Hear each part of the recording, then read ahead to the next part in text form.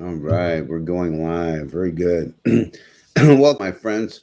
Anybody who comes on today, I'm going to encourage you to ask any questions you want or any topics that you like to cover. I'm going to start with something that I've been thinking a lot about lately, and that is the old ancient biblical saying, "Do unto others as you would have them do unto you." Now, that came out of the same passage, I believe, in Mark in the Bible, as "Love your neighbor as yourself."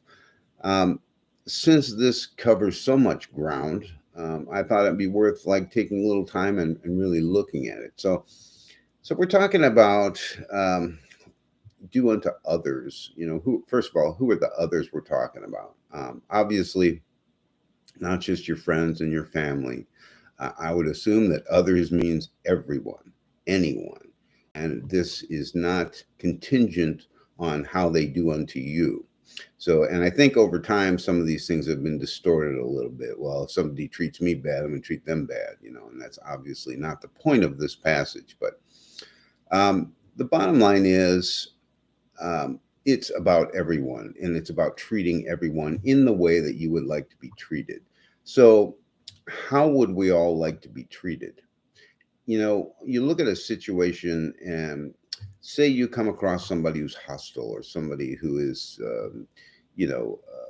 being sort of being hostile toward you or somebody else, or just generally angry.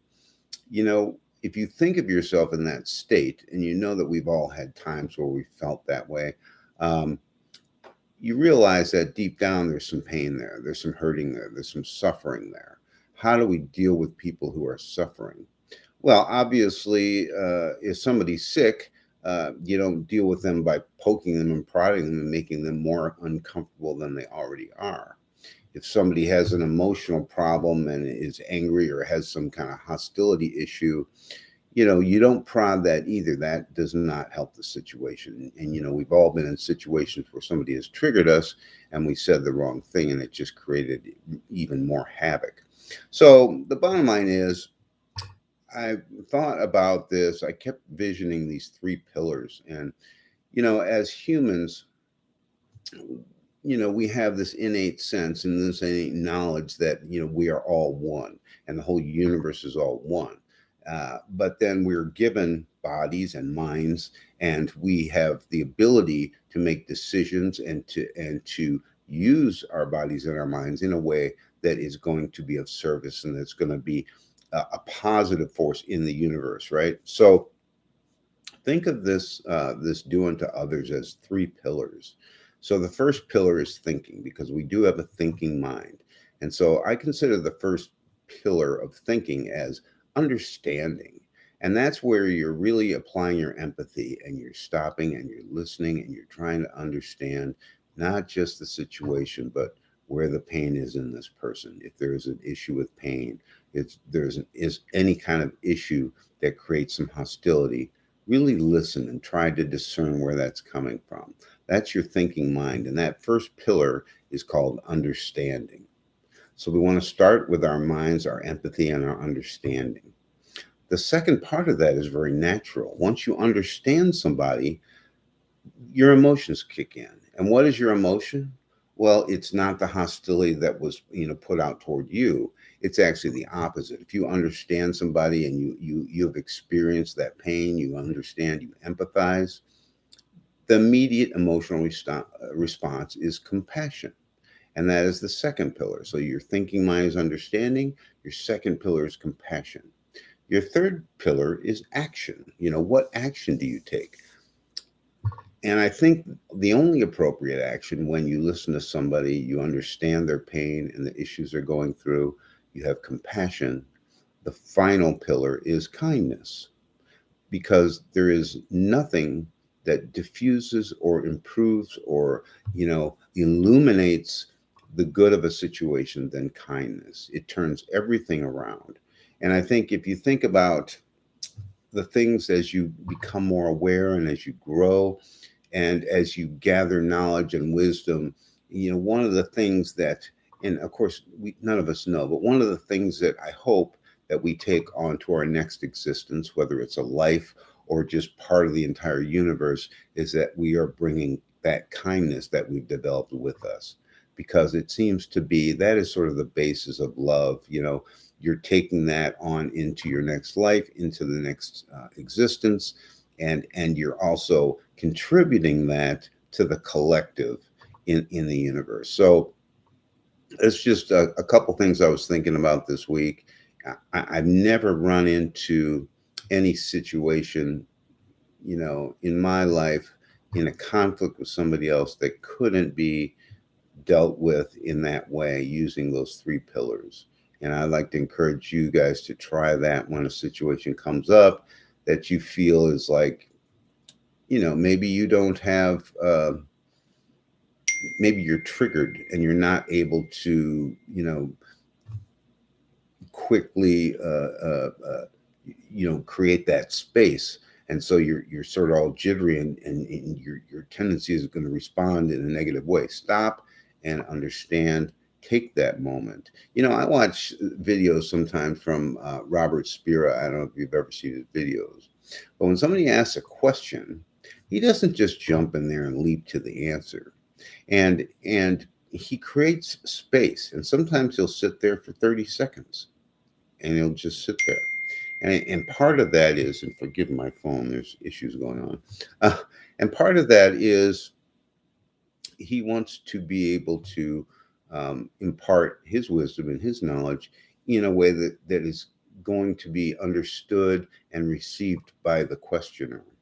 And I think that's really smart. He's not just throwing out a pat answer. He's not. He's listening, and he's discerning, and he'll take that time and create that space. And I think that's an inspiration for all of us.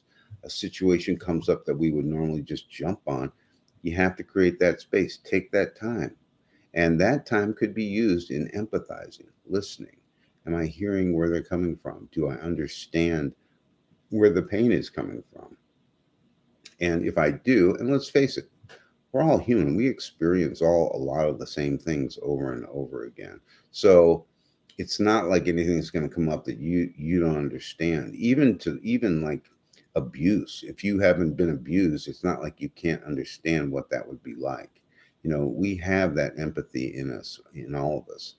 And it's funny, a lot of people say, well, I'm an empath. Well, I'll be honest with you, everybody is an empath. I mean, you go to a comedy club, and 90% of the jokes are about things that we've all done, stupid things that have happened, and we laugh at them because we empathize, we understand, we've been through it. Well, this is our whole lives, and the the best part of us takes that knowledge and creates something with it. you know yeah, no, that's suffering, let's all suffer together. Well, that's not really the answer. The answer is, use that wisdom, take that space, use that time to listen, empathize, understand. And then, of course, compassion is your normal response. And then kindness is what comes out of that. And that, I would apply that to any situation that you're in. You know, you think back of, when you had like really good customer service. Well, somebody who's really good at customer service takes the customer out of it. It's not about you as a customer, it's about you as a person. And boy, yeah, I know the frustration of that. You're trying to get this item, or you didn't get refunded, or I know the frustration of that and trying to get that back. That's about relating to the person. And um, so I just wanted to share this today. Not a long conversation. I had a couple questions last week that we answered. If you have anything that you'd like to talk about on the next live, and I'm going to try to do these more frequently. It's been a very busy time of year for me, but I will try to do them more frequently. If you put in the comment box any of your questions or concerns, or something that, boy, you'd really like to delve into a little bit. I have a chat feature here. My link tree is listed in the description box there. And if you want to know when the next live is, and I know I have subscribers from all over the world, I know that the time is funny. Maybe if you even put in a time that would be more preferred for you. I can kind of look at it and see when a good time for people to show up live is. I know it's early this morning for a lot of you. I had a lot of things I had to get done today, so I had to do this a little bit earlier. But anyway, so go forward this week. Think of those 3 pillars. See if applying that helps, and let me know what comes of it for you. All right. So listen, have a great week. If anybody has any questions or comments, leave them below. Visit my link tree. I've got a lot of links up there, including a mailing list. If you want to know when we're going to do the next live, I send out to the subscribers a link to this very video that we're going to do, and it has when it's going to take place. So thanks again. I wish you all a great week. Have a great now, and namaste.